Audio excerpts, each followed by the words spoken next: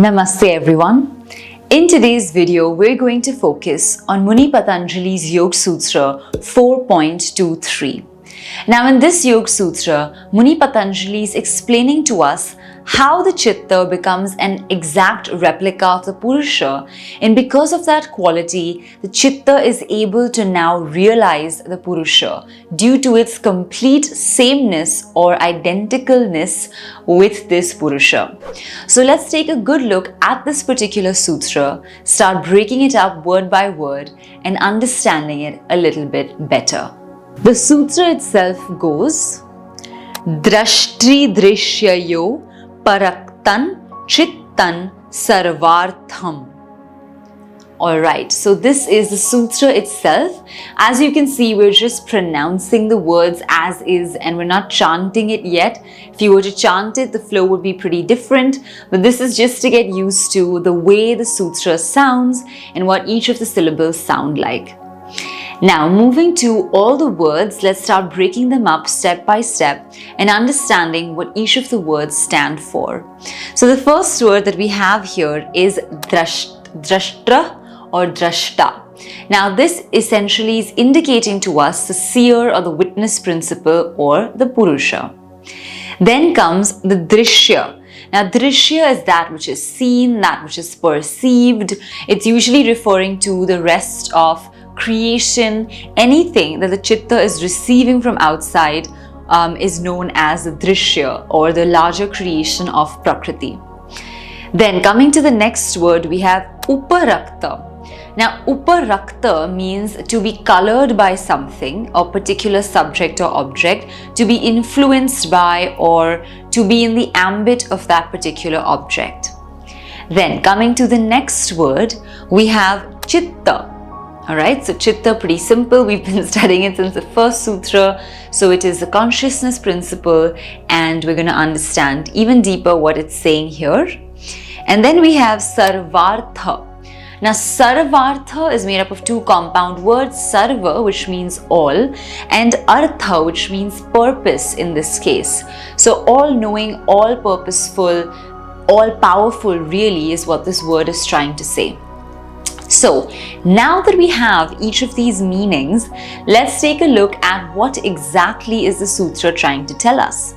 So the sutra is saying that the Chitta, which now becomes colored by certain principles of the Drishya or the outside world, as well as the Drashta, because it becomes a replica of the Drashta, through that power that the Chitta gains, it becomes all purposeful and all pervading. So now let's go deeper into this process or this practice and really start to understand how does this happen. Alright, so one of the most important things we need to remember about the Chitta is that it belongs to the realm of Prakriti. And as we had discussed in one of the previous sutras, a Chitta cannot perceive its own contents because it's Prakritic in nature. It doesn't have the capacity to perceive itself like that. So if that's what we're saying, then how come it develops this ability now in this sutra, right? It might almost sound contradictory. It might sound like these sutras are saying two different things. But in reality, this is an ability that the Chitta develops when it becomes equal to or a replica of the Purusha. So here's what happens. The Purusha is present, it's not moving, it has its own certain qualities and it's pretty stable, aparinami in that sense. Now, the Chitta is being worked upon through our practice of yoga. We are continuously removing any impediments, removing the obstacles, really working upon the abilities of the Chitta, so much so that for an accomplished yogi or somebody that has really achieved Dharma Mega Samadhi, what really happens is they have worked on that Chitta so much, really developed it so powerfully that Chitta has now become equal to or the same as the Purusha. And because now there seems to be no difference between the Chitta and the Purusha, the Chitta has become so powerful that it has taken on the qualities of the Purusha. It's literally become a replica of the Purusha, and therefore it is able to do things that earlier only the Purusha was capable of. So now, because the Chitta has become literally the same as the Purusha, it can perceive the Purusha, it can also perceive itself because the Purusha could perceive it, and therefore it becomes all-powerful. So not only can it perceive external objects now, it can perceive pretty much everything. And that is why this whole process is so unique. Because so for example, when the Chitta is being worked upon in our practices of yoga, we might activate that Chitta to like a 10%, 20%. We're doing asana, pranayama, dharana. Then over a period of time, we hit like a 70-80% mark, very close.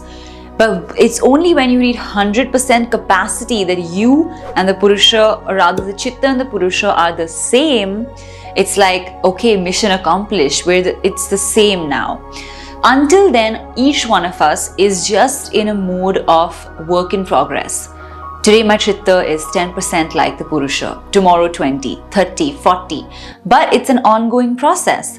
So this Chitta is the one that we are developing, that we are harnessing, that we are taking towards the realm of the Purusha. And very interestingly, this kind of a work is considered to be some of the greatest work that you can ever do in your lifetime, and also some of the hardest, which is why this kind of removing impediments of the Chitta and making it equal to the Purusha takes sometimes many lifetimes to accomplish, because it's really such a work in progress that it doesn't even fit in one lifetime most of the times. So that is the case with the purification, or the readiness, or readying the Chitta to become like the Purusha. Now I have to add over here, there are several debates that are going on within yogic circles and within the academic spaces as well, whether the word purification is the right word for and to be used in this sense. There are a lot of debates around it, and I would like to say over here that you are free to use whichever word you prefer. A lot of the ancient texts and a lot of modern commentaries use the word purification.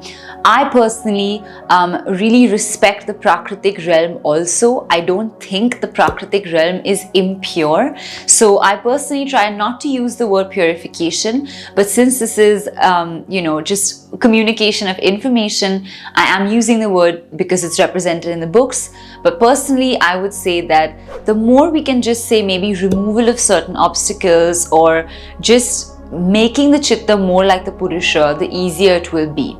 Because we don't want to say that Prakriti is impure, or we don't want to say that that Prakriti is inherently less than the Purusha. And therefore, we need to always remember that things may be different in their qualities, but they bring same or similar values, and we need to respect both. So please feel free to choose a vocabulary that suits you best, and whatever it is that you agree with. Just thought I should lay this out there because it is something that comes up quite a lot in some of our classes. So that's all for this particular yoga video. I hope you enjoyed it. If you did, please don't forget to give it a big thumbs up. Leave your thoughts in the comment section below, and also please don't forget to subscribe to our channel because we're releasing new videos every single week. We cannot wait to see you in the next one. Until then, take care of yourselves, and we're going to see you very soon. If you'd like to join our classes, links are in the description, and we look forward to seeing you at one of them. Until then, take care and namaste.